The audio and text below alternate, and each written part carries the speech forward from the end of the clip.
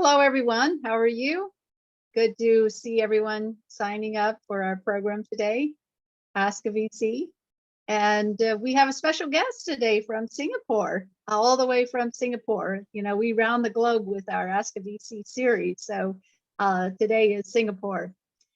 For those of you who are just joining us for the first time, let me just say a little bit about our program and what we do. So Silicon Dragon Ventures is what I set up about 12 years ago after my first book was published, and the title of that book was Silicon Dragon. So title of my whole website and my whole platform is Silicon Dragon Ventures. So what we do, we don't actually invest, but we hold events and we hold content, and we have apps and a newsletter and all of these great content series that you see here, including our videos of our programs and our events. So you can check us out on all these various platforms, Twitter, WeChat, YouTube, Zoom, etc. And also our books are my books. So these are all on Amazon if you're curious, and they're on Kindle as well. So you don't even have to carry one around. You could just put it in your laptop.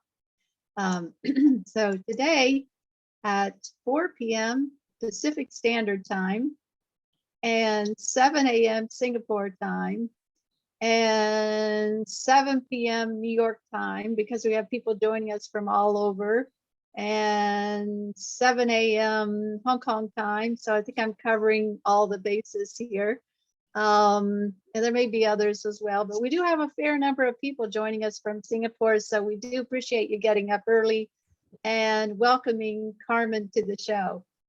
So Carmen, hello, how are you today? Hi, Monique. Oh, hi, good evening, Rebecca. I'm good, I'm good. All right, that's good. That's great. You had your coffee, right? I have, and I'm still consuming it. Okay, all right, that's good, that's good. Well, we appreciate it. So I'm going to introduce Carmen in a minute, but I would like to say a few remarks about our next show, which is going to be in a few weeks, April 26th, 5 p.m. Pacific time and 8 a.m. Hong Kong time. See, we did learn, we learned that the clocks move forward and sort of got with it now. So we're not going to make everyone get up at 7 a.m. again in Asia. But our whole program for this date is Start Me Up Hong Kong is related to the salon of the Start Me Up Hong Kong program.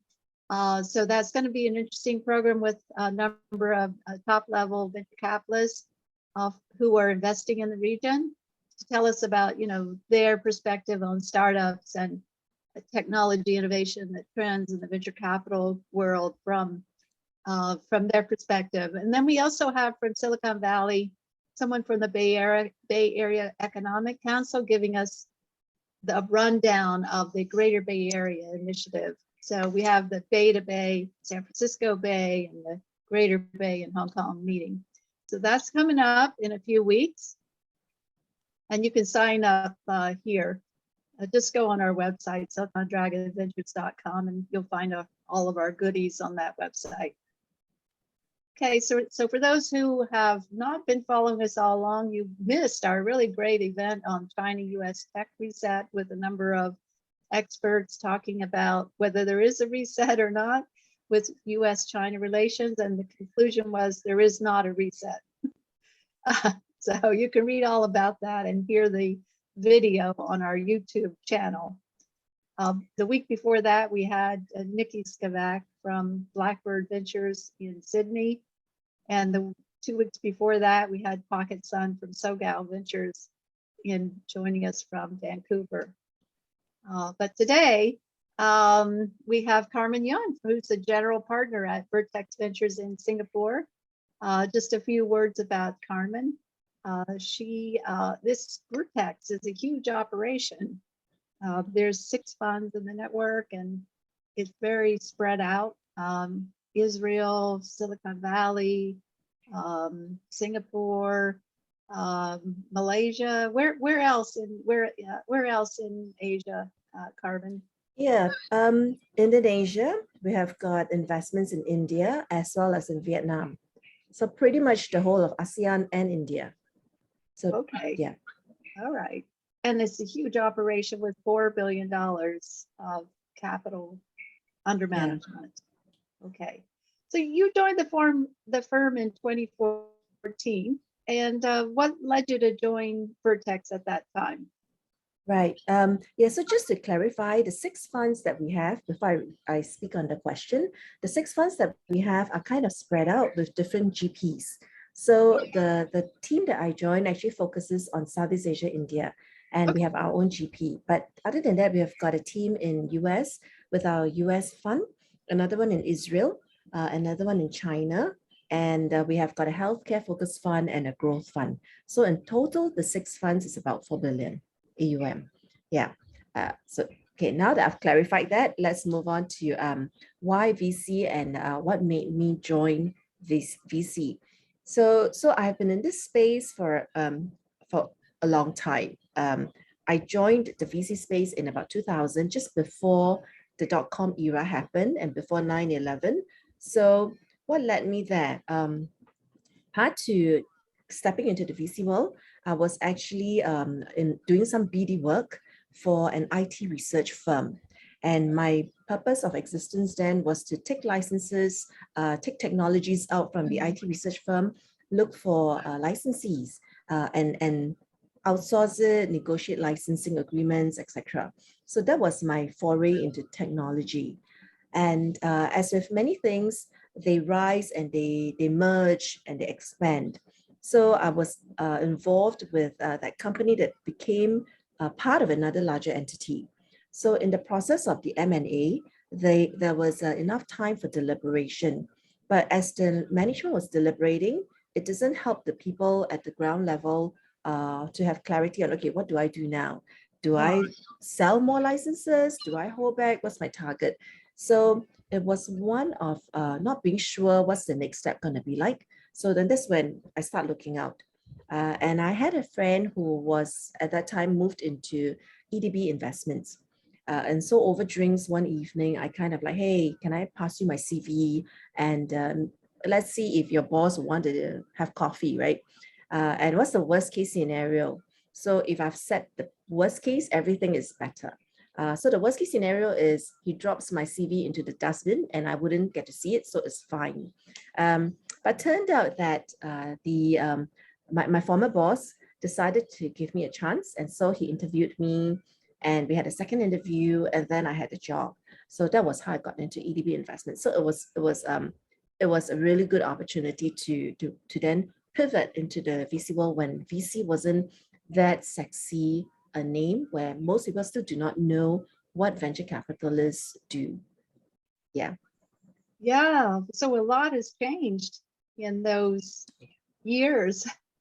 Absolutely. Venture capital has really grown up, and it's really booming now in Southeast Asia with so many unicorns. Yeah. So if you were to look at it, it's probably about just coming out of business school, so it's been like since 2000 when I joined till now, it's about 22 years. But in reality, the VC world started in Singapore maybe around 1988, and Vertex Ventures was one of the pioneer in the VC world. So that was about 1988. So it's still a pretty young industry in our region. If Singapore is the most experienced, having started in 1988, the rest of the region, it was still relatively young. Right. So then what are some of the champion companies that resulted from Vertex investments? Not only in your region, but just throughout Asia, Vertex China, for instance, or the India operations. Can you just name a couple of companies that maybe people on the Zoom here know about? Yeah, so for sure, we all know about Grab. So Grab came out from Singapore, Malaysia. So that's one. We have got Patsnav, which is one of my other portfolio company that is a unicorn. So they are in the business intelligence, basically the search for all things intellectual property. Right. I remember I profiled Patsnav for Forbes Asia. Yes. They were one of the winners, 30 under 30. That's right. And I was always impressed with that team. So did they ever, did they ever go public? Did Patsnav go public? No, no, no, not yet, not They yet. got But acquired? no, they are still very much running on their own, but the operations has expanded. So they have got very strong revenue clients from the US side, Canada, US, and Europe, as well as in China. So they're still growing very strong. Okay. Yeah. I think Yes. Grab is the one that everybody probably thinks of when they think of Southeast Asia. Mhm. And Grab is like the ride hail, it's like the Uber of Southeast Asia, but it's probably in many ways more advanced, wouldn't you say? Yes, yes. So they have kind of like loaded up the other customer facing needs, right? So at the end of the day, what they want to be is the go-to app for all things, from ride hailing to food delivery to wealth management to maybe even shopping experiences. So they're just trying to touch every point in our daily journey. Okay. And then Yeah. you were mentioning some other companies. I think you mentioned Binance, which is kind of in this crypto space, right? Yes, so for Binance, we were not involved in the global Binance, but this was for their setup within Asia, starting with Singapore. So that was the Binance that we were involved in. But other than that, the other unicorns in our region, so I mentioned Grab, I mentioned Patsnav. In Southeast Asia, we have about 22 unicorns that were minted just last year. But over in India, it was a magnitude of maybe 4x. And we also have a few unicorns from there. So one of them is a company called First Cry, and it is in the retail business for all things mums and babies. So that one we were involved quite early on. And the second one that we are really proud of is a company called Licious. So it's a direct-to-consumer brand fresh meat company. So what they do is they will deliver fresh meat in the cuts that people want to their homes within, let's say, 30 to 45 minutes. Really? Wow. That operates in Singapore and No, it's in India. So it's in a few cities in India. really? Huh. Yes. Okay. Yeah. That's odd because Indians are primarily vegetarians, aren't they? Yep. So the thesis goes this way. Yes, there are indeed a lot of vegetarians, but there's also a big group of people that are moving up the economic ladder. And so when they are in a better economic situation, they will also, those who are not the purest vegetarian, some of them are quite open to supplementing with meat. And currently, the way people buy meat, most of them are from the wet market, but you also have those specialist stores that sells meat. And for the market type, if you are like my counterpart in India, that wouldn't be a place that they will buy their fresh meat from, simply because the hygiene factor is a major concern. Yeah. So the other way is to go to one of those specialist meat store. So what Licious has done then is to say, okay, you don't need to go out and buy meat to bring home. Because you will need to have a cooler box wherever you go just to preserve that freshness. So what they do is they will have a website, and they will have the delivery people bring the fresh meat to your home in cooler box, so it really retains its freshness. Oh, I see. So actually this morning I started off my day at about 5:30 a.m. with an interview with Udon Mhm. in the delivery space. So I don't know if they're one of those companies that is delivering meat, fresh meat in India, but they had talked about all the warehouses they have and the distribution hubs and how the incredible e-commerce market is in India and how they're just fulfilling this gap between the warehouses and the retail distribution points and the customers and these things called karanas, which I guess are all these mom and pop shops in India. There's like millions of them, and like most of the retailing in India is through these karanas. So is this company you're talking about, they're also in that kind of space? Not really, because they will own they own their own delivery fleet, especially on the last mile, simply Okay. because you are buying an experience, right? So if I were to order fresh meat, and fresh meat, you're talking about the quality really has to be there. Oh, I gotta yeah. feel that the Yeah. meat is cool enough to the touch, and I have to ensure that the meat is not being compromised. So the Right. packaging is important. The entire, so you're paying also for experience other than the freshness of the meat. And so they do own their last mile, and the drivers, the riders will come in licious apparel, and they will have a standard way of delivering. So Okay. they can't outsource the last mile. I see. So what Yeah. sort of real tech opportunities or tech innovations are you seeing in Singapore? You know, Singapore is very tech savvy, it seems. The government got behind smart city, for instance. And Mhm. well, you know, can you just talk about Singapore, you know, how it edges in technology innovation? Yeah, so we started a while back, and because Singapore is small, so everything has to innovate, right? We can't slack on anything. So from the education, it's been a long time in coming, where they try to encourage students to learn using a tablet. Content has to be delivered and streamed. That's one. So we do see not only just learning, virtual learning, but we also see classroom management system. Healthcare is the other piece where they are also innovating. Uh-huh. And given pandemic, it can't be a situation where people still go to the hospital, go to the clinic to consult doctors and spend humongous amount of time waiting, and hence potentially attracting or sharing the virus, right? So there has to be other innovation. Hence, that's why we also invested into a company called SpeedDoc. FinTech, it goes without saying, the banks have to move forward. That's why the regulators are also very courageous in trying to encourage fintech. Hence, that's why they were also looking into dabbling into digital banks, which they have already issued some licenses. We are looking at them moving into digital insurance. So there's still works to be done. And even in terms of the environment space, building and construction, the whole urban renewal, they are also taking on innovation to see whether we could adopt technology, how do we manage our consumption of energy, etc. So whatever that we can think of, we are looking at innovating, not to mention the sciences. Okay, sure. So I see that one of your startups here that you're on the board of is Turnkey Lenders, and you were just talking about fintech as one of the key markets in Singapore.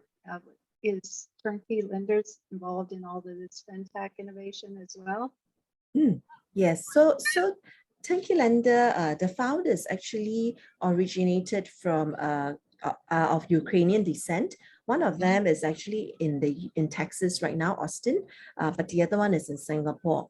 What attracted us to Turnkey Lender was the engine that they have developed. So if you think about Microsoft and how all of us, or Google Docs, how all of us are using Google Docs in different forms, and we present different submissions subsequently. But the tools that we're using is the same. It's still a whole set of Google Docs tools, right? The output will be different. So using that as a parallel example, this is what Turnkey does. So they are a set of tools to enable digital lending. So they are not the brand that you will take a loan from, but they are the brand that powers up the finance houses, the buy now, pay later entities, the retail front that want to take on provisioning of loans so that people will be more loyal to their brands. So that's what they are. And they are present in quite global as well. US is a big market for them. And they have got Europe, even Latin America and India, Africa, as well as Southeast Asia. I see. And you mentioned that the founder is from Ukraine? Yes, the founders are of Ukrainian descent. So they did have a team in Ukraine. So over the last couple of weeks, we also had to move them out from Ukraine into the neighboring countries. I see. Yeah. I see. Did you have to get out of a lot of contracts in order to do that kind of moving, relocation and No. supply chains? Yeah, yeah. So because they are primarily a software company, Uh-huh. so it was okay. Just that we have to ensure the team um, has access to reliable energy sources if they are gonna work. But honestly, over the last few weeks, it was more life matters, right? Okay. Yeah. So do we have contracts that were delayed? Yes, we do have contracts that were delayed because some of the clients are also unsure, right? But we are back on 100% this week. Yeah. So since the relocation, the team is finding their footing and coming back on full steam. Okay. How many people were moved? We are talking about more than 50 people. Oh, and their families too, huh? And the family. So that's why the exercise itself took a little longer. Yeah, but it was great teamwork from the staff at the staff level. So yeah, so kudos to the team. Did Vertex help them with the relocation? Um, so I would say we are the unseen supporter because we don't have any presence in Europe anyway. So Right. we were the unseen supporter. So it's more like checking in. How else can we help? But there was nothing very much that we could do from Southeast Asia side. But yeah, but they were good. Yeah. Okay. Okay. And everybody's okay, huh? Yes. Yes. All right. Thankfully. Okay. Um, so let's hear about some of your other deals then. Tickled Media sounds interesting. Yeah, this is pretty amazing. I mean, so interestingly, the four names that I've put here, they all had female founders. Not Oh, we are not a female founder focused fund, but we were just merely investing in the best. And and if it has to be shown, the best is when there's a woman founder amongst a team of male. And I think this holds true. So Tickle Media started when the founder Roshni was in New York, and she felt that because she's from a journalism background, and so she felt that okay, what can I do as an expatriate in New York, and so then that was how she ventured into like okay, what are the needs? Maybe I'll try something in the baby side, and true enough, some of the brands in Southeast Asia then reached out to her and say, hey, we have got certain things that we would like for you to help us on. Are you able to help us to reach out to moms? So that was how the platform was started. And what was Tickle Media and what is it now? It started out as a media platform, very much providing insights to mummies or to-be moms on how raising a family is like in Southeast Asia. So for example, oh, where do I look for my confinement nanny? Oh, my kid has got a toothache. Should I bring my child to a dentist that specializes in kids? Or should I just hold out? Do I do ice pack, etc. Right? And other stories would be like, oh, the celeb's mom, how do they dress up their children over weekends? Things like that. So it started out as that platform where it's all kinds of information for moms. But over time, she realized that, hey, from just starting out in Singapore, there's actually a lot of moms in Southeast Asia because we are a young region. So she expanded her presence and the story coverage expanded as a result. And over time, we have got like 35 million parents on our platform and counting. We are the number one, the Asian parent is the number one go-to parenting platform in Singapore, in the Southeast Asia market. And so from there, she moved into community where now we actually have got a C2C kind of a classifieds experience within the platform, where moms are answering questions that other moms are posting. How do I solve my colic baby? Another mom will answer. So the community is actually very strong. And there are some go-to mommies where they become like the key opinion leaders within the community. And the next thing then she realized was that, hey, the moms are asking for certain types of products because they are a community platform, they could see all the questions that were being asked. So then they decided to move into either promoting brands Or if not, why don't we create the products that that are not really available in the market? So that transition has been happening over the last 7 years since we were part of her journey. Oh, that sounds like a wonderfully innovative company. Yeah. So we are, so that's why it's like in Singapore, we innovate anywhere and everywhere, including the fact that we have got a less than 2 replacement ratio for children, right? The total fertility rate is under 2. We are also innovating on that front. I see. Okay. Tickled Media. All right. So what about Sunday insurance? Does people only need insurance on Sunday or something? That's a good one. Yeah. So Sunday insurance. So we believe this is part and parcel of our fintech story. And within fintech, you not only have the payment, the savings, the investments. You also have to look at the insurance, right? Because sometimes the down and out moments are when we are less ready for unforeseen events. So using that thesis, we were looking at, okay, how will insurance be disrupted? What do we see as innovation in insurance? Okay. And so we drew examples from what we see in the US, like the Okay. lemonades, the hippos, to what is happening in Europe. There's Ellen, to what's happening in Asia, and like the Zhongans and all. And we then map it back to Southeast Asia and said, hey, what do we see here? And we have seen quite a number of insurtech startups. However, we didn't pull a trigger on any of them until when we saw Sunday Insurance. Why? So this is a company that started out in Thailand, and they actually have the underwriting license. So when you have got the underwriting license, that means you can create products, you can create insurance products, you price them, and then you distribute them. And sometimes you can distribute them through some of the new insurtech startups that we see. And of course, after you distribute, when people claim, do you have the ability to pay out? And should you be pricing in a way where you end up paying out a lot more? So you shouldn't. So what they have is using data as a key driver. They then work out what kind of insurance products they will distribute, and they will price it accordingly. And there's a large extent of customization. So I don't end up paying the same insurance premium for my healthcare benefit like everybody else, even though I've got no chronic diseases, nothing. I ought to be paying a much lower price, etc. So they're able to customize because of that. Yeah, and the market is still new for, it's still young for insurtech in Southeast Asia.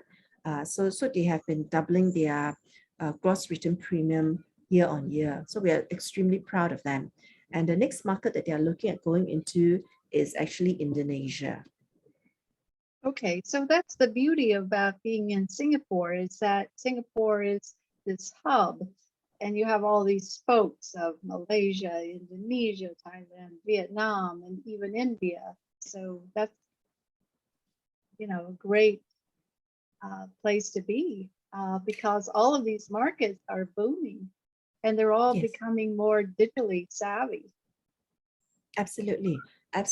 And but the challenge with some of the, so in this case, our founders are very local founders, as in they have grown up in this region, they have worked in this region for a number of years, and they are quite certain they are moving their families here, and they have local teams. So if not, Southeast Asia is actually not the most easy place to navigate, given that you have got different laws. The moment you cross to the next country is a different set of laws, different holidays, different languages. Yeah, so it is not the easiest place to navigate. Hence, you do need to have the local teams, and you do need to know the landscape over here. Right. Yeah. I was interviewing an Indonesian startup, and they were talking about all the islands in Indonesia, how it's impossible to have just one solution for Indonesia because there are all these islands. And yeah, it is, I recognize it's much more complicated. And it's also interesting about your background that you're one of the few people that I know who's actually worked a lot with overseas startups from Singapore. And, you know, I've recognized that a lot of people in Asia, in the tech space, in the venture capital space, they look up to Silicon Valley. And I remember that Singapore had a program where entrepreneurs were set up to come and study and get experience in Silicon Valley. And so can you just talk about the Silicon Valley ideal? Is that still true in Singapore today? And what was your experience like working with these overseas startups from Singapore? Yeah, for sure, right? So one of the thing is that Singapore, while we have Mandarin as our Yeah. mother tongue for many Yeah. people, as well as we learn the language in school, we are extremely comfortable with English. And so we will naturally gravitate towards Silicon Valley, even though I would say China presents itself as a very good option for some of our founders to go over and understudy. But in today's climate, given how strict China is, it's going to be very hard for us to bring any entrepreneurs into China.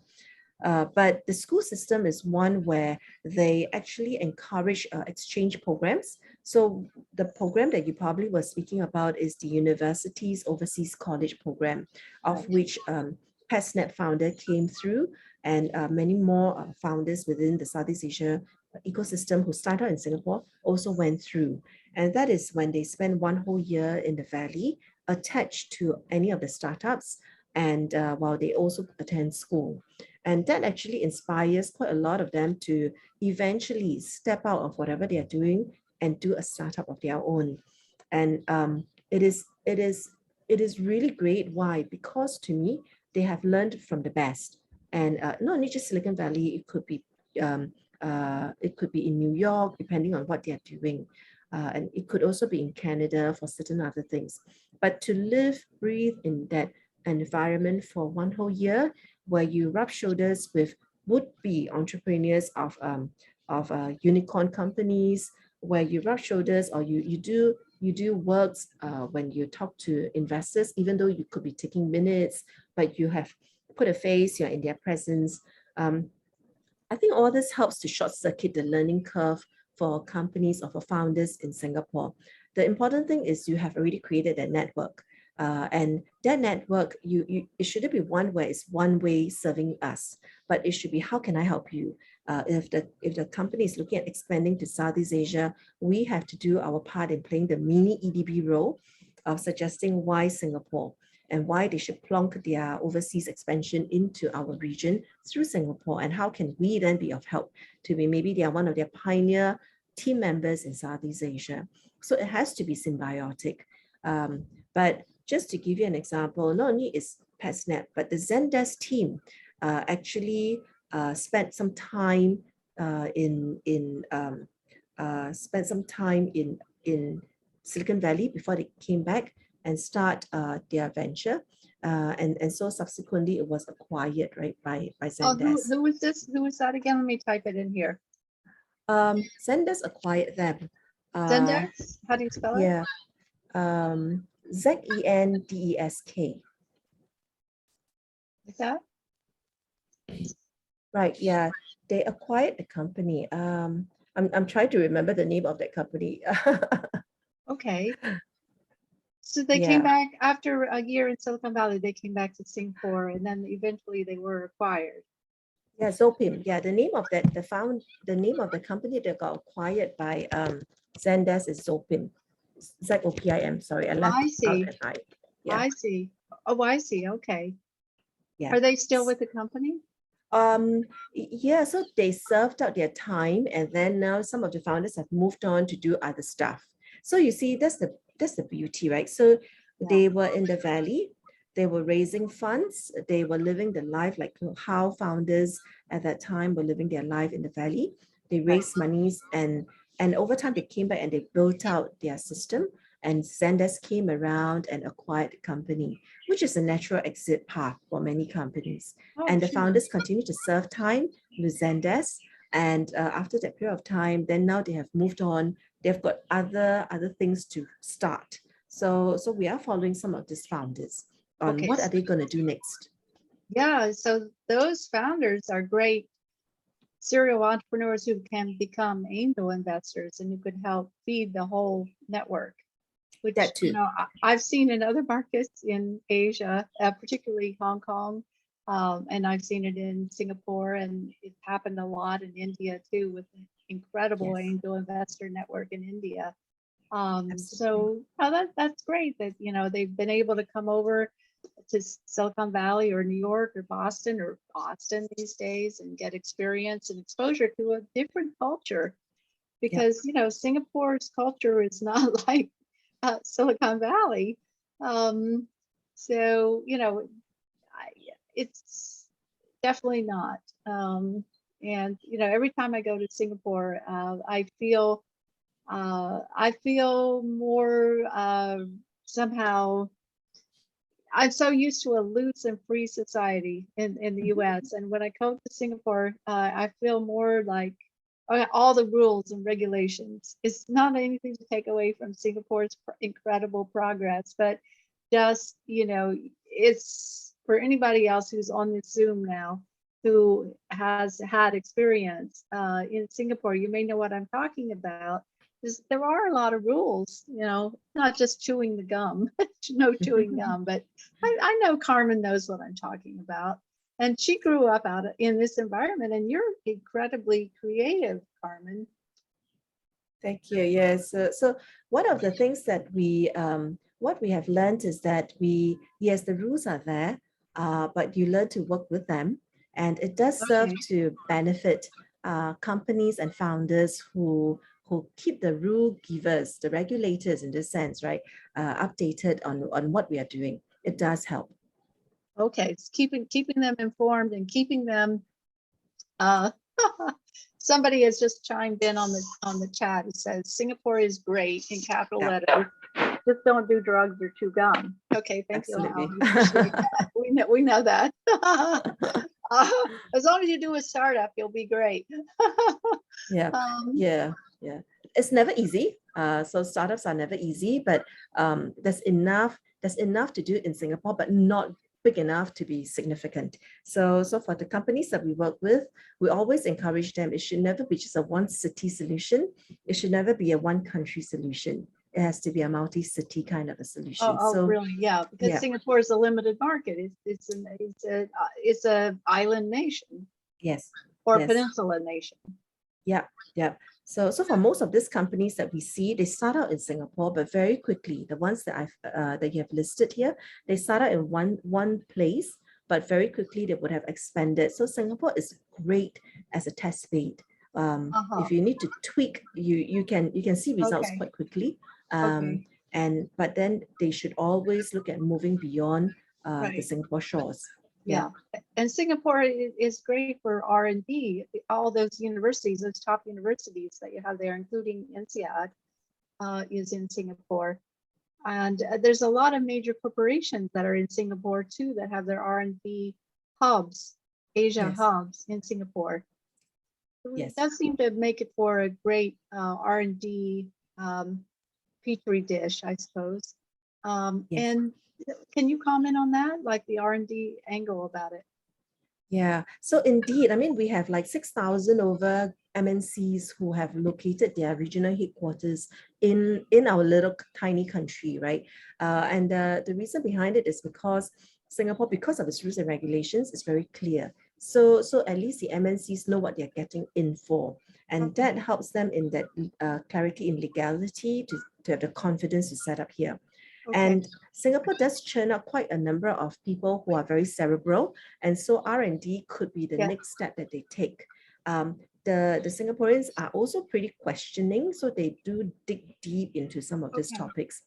And Singapore, because it's very structured, so therefore the government will decide after much research, right, which are the verticals we want to put money behind. And if those are the verticals we want to put money behind, then let's promote research in that field. So this is how we have got our biomedical region, or the entire Biopolis. Since you've been to Singapore, you would have passed by Biopolis. It's basically a research hub for all things life sciences, medtech, medical field. So they created an entire place, but they also have to staff it. So therefore, they are very generous in awarding scholarship to ensure people study deep into that space and come work with me in Biopolis. And then we will be able to present to our MNCs that, hey guys, we've got all this talent. Tell us what's your problem statement. If you are keen to do some deeper research, we have got the talent to help you work on it. So the talent is not just groomed from ground up, but they are also people whom we engage from overseas and we bring them into Singapore so that they can lead the technology team, the R&D team. So I think that the beauty is that Singapore does have sufficient reserve to helm some of these programs last time, and therefore now we're seeing the fruit of it. As you will also appreciate, R&D is a journey, and you do need not only just time, you also need sufficient investments into it. So it's a privilege that Singapore does have that capacity to take on different verticals that they see as important. I see. So I see. Good explanation. There's a question in the chat box about which countries do Singapore startups expand to next?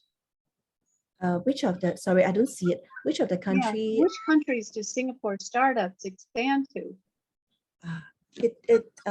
I hate to say it depends, but yeah, it really depends, right? So some of them, they have chosen to expand to Indonesia if their proposition is very much focused on Indonesia opportunities.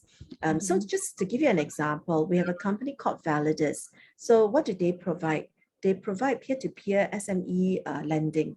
And the whole reason for SME financing, I think we don't need to say anymore, but they are definitely a category that is forgotten or that is deemed to be super high risk. Hence, banks or traditional financial houses don't really want to lend to them. So after they have expanded and had done a good loan book in Singapore, then they were like, okay, this problem of SMEs accessing financing is not a Singapore problem only. Where's the next market we should go to? So Southeast Asia is a natural market. And then we started looking out for partners to work with. And so the next partnership that came up was a partner in Indonesia. And so they expanded to Indonesia through the partnership to provide the same lending mechanism to SMEs in Indonesia. And after Indonesia, where else? So it became Vietnam through partnerships, and then it became Thailand through partnerships. So sometimes expansion is not just merely where do we want to go. It's also how ready can we find partners on the ground to work with us. And this kind of like goes back to the earlier point that I mentioned where Southeast Asia is a complicating market. So we do need to have local players. And hence, even for our portfolio companies, sometimes they will move out via partnerships. Yeah, that's a good strategy. And I do recognize this localization, how important it is in the market in Southeast Asia and throughout Asia. So there's another question here in the chat box. You're getting some good questions. If Singapore is a good place for a test bed, but my startup's main market is in US, UK, and Europe, would it still be a good choice to domicile, place the headquarters of our company in Singapore? So for that, I will say yes, we do have companies that look at expanding to the US. In fact, actually, Patsnav is one example, right? I mentioned earlier on that their main markets are US, and they have got Europe and China as key revenue drivers for their business. The company actually started out in Singapore. So it was much later, then they kind of like flip it to one of the BVI companies, entities, because there was some requests from investors at that time to restructure. But if not, it could actually start out as a headquartered company in Singapore and expanding it to the region. Does that mean that you need to have all your talent in Singapore? It doesn't mean that, but it is definitely one of the better places. We noticed senior team members would love to have their families grow up in Singapore. And so this is one of the key attraction that companies can offer to the senior team members. But they will still have, so for Patsnav, they also have tech teams in Singapore. The R&D AI team is in Singapore. but the guys who are on the ground, the sales team, BD teams, are actually in the respective markets. And they also have a very strong tech team in China, and also another localized team in the UK, as well as in North America. So yes, you can start in Singapore, domicile in Singapore with the intention of expanding the coverage to the other regions, including US and Europe. How do you compete or how do you contrast with Hong Kong as a startup hub? Yeah, so startup hubs, you also need to have capital. So one of the things we notice is, again, through the works that I was involved in when I was in the government agencies, we look at avenues of attracting capital into Singapore. So this could be business angels, this could be other startup funds, and we feel that by attracting capital here, we have also got to provide the twin engine of having enough startups in Singapore and the region. And the next thing will be more in terms of exits. Are our investors seeing exits? If they are seeing exits, then there will be reason for them to come back to the region. If not, then what's the point, right? So I think the difference is actually in the number of investors who have got teams in Singapore covering the region. That I think is somewhat of a slight difference between Singapore and Hong Kong. Hong Kong is still a very strong financial hub, and they do have efforts and startups in Cyberport, for example, where you were hosting the show. And yeah, I do see startups in Hong Kong. Some of them are really great startups, but they are also fundraising, coming out to Singapore to fundraise. So that speaks a bit about maybe the gap in terms of financing in Hong Kong. Okay, well, yeah, I think there is a little bit of a gap on the early stage in Hong Kong, but they're working very hard at that. And the issue is not only the serial entrepreneurs becoming angel investors, but trying to get some international VCs firms to come in, like Sequoia, for example. So anyhow, there's another question in the chat box, which is great. Please keep sending in these questions. We'll get to all of them, I hope. So what type of startups do you see in your deal flow? Is it one, horizontal progress, copy from US China, like Airbnb or SEA, or two, vertical progress, 0 to 1, doing something new? Okay, thanks for that question. We do see both. However, I would say we do see Southeast Asia adopting the copycat model. Yeah, and it's fine, right? That's enough. So what we have noticed in Southeast Asia was there was a time when Chinese startups were copying the US, and so we were copying the Chinese model. So just fun fact, right? So Uber started first, and then we saw our team in China saw Didi in the early days of Didi itself. And for whatever reason, we didn't manage to get into the deal. So us sitting in the Southeast Asia team, we had seen Uber, we had seen Didi, and we because we talked to our team members across the 6 markets, and we saw that, hey, there's actually a momentum for Didi. So lo and behold, the next thing we saw Grab. Guess what? We have already done our homework. Of course, we have to check out the founder. We have to check out whether the market is right. But hey, we invested into Grab, right? Why? Because we had the privilege of observing how the market has moved in the other regions. So that's just an example. That's a great example. Beautiful. Yes. Yeah. Yes. So Southeast Asia, we do take examples from the larger markets.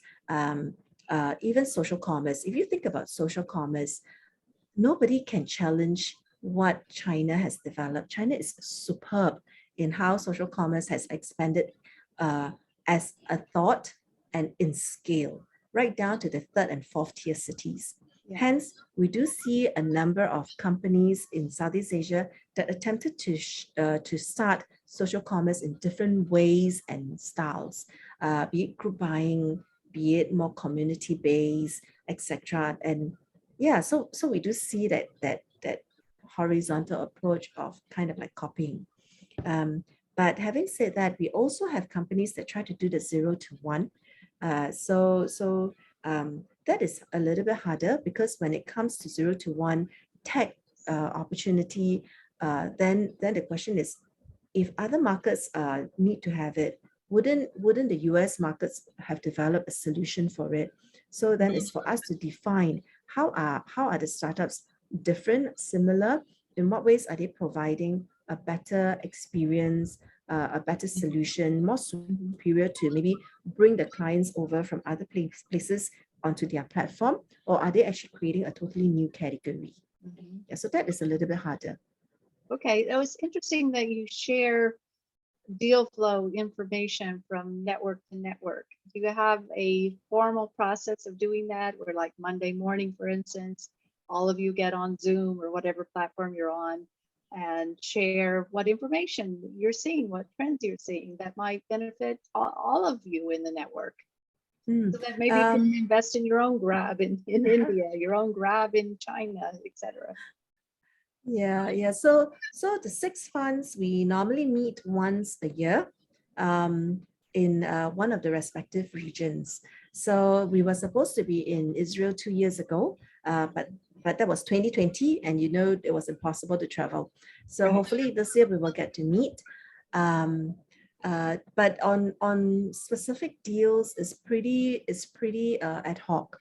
So as and when we need to, because we know each other, we will just ring each other and check in.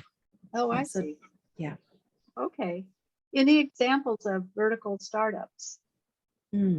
So if I were to say, then just as one of the examples I've given, Patsnav will be one of those. So like when they started in I think they started in 2007 or something like that. What were they trying to do? They were trying to, because Jeffrey, you had interviewed him, so you know the story. Jeffrey was doing internship at UPenn, right? And his role was very much to do patent landscape of companies that could be filing for patents in the medtech area, where his startup internship company was working on. And so his whole experience of doing research on patents was a nightmare. It was painful to speak of, to say the least. And so when he was done with his internship, he decided, I'm going to recreate the experience of doing patents, of searching for patents and prior arts. And so that was the early days of Patsnav.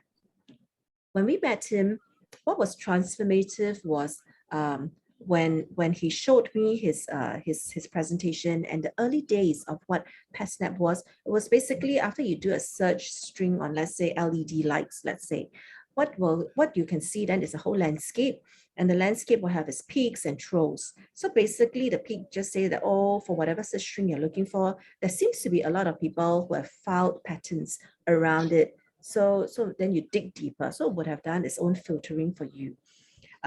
So I was like, okay, this seems interesting, but let me put it in front of an R&D guy in an FMCG company. So this was, of course, my part of my due diligence.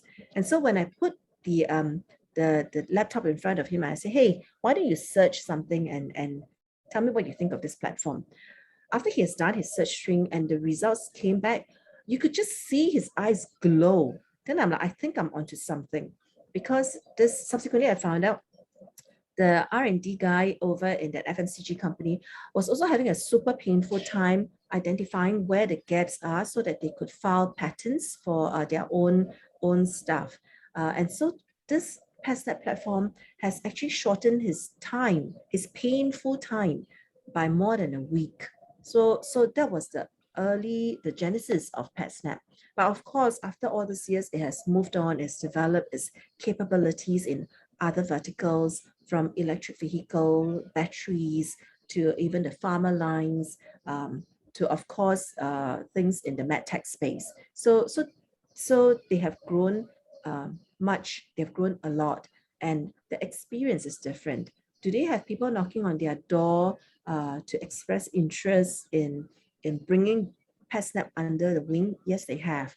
But I believe Jeffrey and the leadership team, as well as the board, feels that it's still early days. We still have a big playing field, so let's not hurry the process of being part of a larger entity.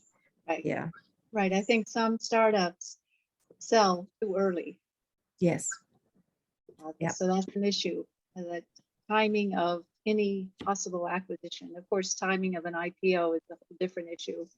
But so Carmen, you've really been very successful as a female sort of entrepreneurial venture capitalist. Any comment on how you're a role model for others?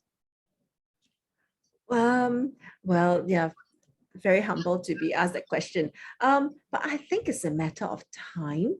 Yeah, there are some of us who have journeyed a little longer, but and also because the whole venture scene is still deemed quite new. But it's a matter of time when startups become successful, people will look to who are the people behind it. And in fact, like you said, some of the founders will become angel investors. And when a group of them come together, they'll probably prefer to have somebody manage investment or deal flow, post-investment activities for them. Naturally, it will descend to an angel fund manager of sorts. So there will be much opportunities.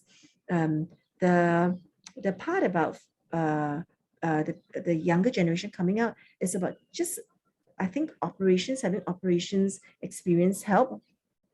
Having some age on your side helps, but the curiosity of not writing off companies immediately when we hear their pitch, because they could be diamonds in the rough. Just hear them. More importantly is, do we see fire in the eyes of the founders? Do we journey with them, assess them before we put our first check in? And when there's problems, how ready are we in our capacity, in the team, in maybe the other angels' capacity, in our team, our partners' capacity to help this founder? And there will be a lot of help needed as startups journey from early days to where we want them to end. But it's a long journey, so you can come into the venture world at different times. But the best thing is what then can we bring to the company? Not so much looking at exit immediately, but looking at the best time to hand the company over. Yeah. Absolutely. That's great, Carmen. Anyone who gets you as an investor will be very fortunate, in my opinion. Thank you. Thank you. Okay. All right. So thank you for joining us today. And let's give a round of thanks to Carmen. She did a great job here. And everyone who didn't join us today, you really missed a great opportunity to ask Carmen a question. We will be sharing the video, but not until next week. So you can check out the YouTube channel then. And please join us on our Silicon Dragon journey as we go around the globe interviewing wonderful venture capitalists from all walks of life. So thank you again for joining us. Thank you for all of our support. Those who have joined the Silicon Dragon Circle, we can't do it without you. We can't do it without our partner here, Invest Hong Kong, who's been with us on many of these shows. So thank you for that. And we will see you in a few weeks with our salon. So on April 26th, 27th. And let's just give another round of thanks to, and a lot of people are putting thanks into the chat box. So you were really great. Thank you, Carmen. Thank you. Thank you. And have a good day, good evening to all. All Thanks. right. All right. Take care now. Thank you. Bye. Bye-bye.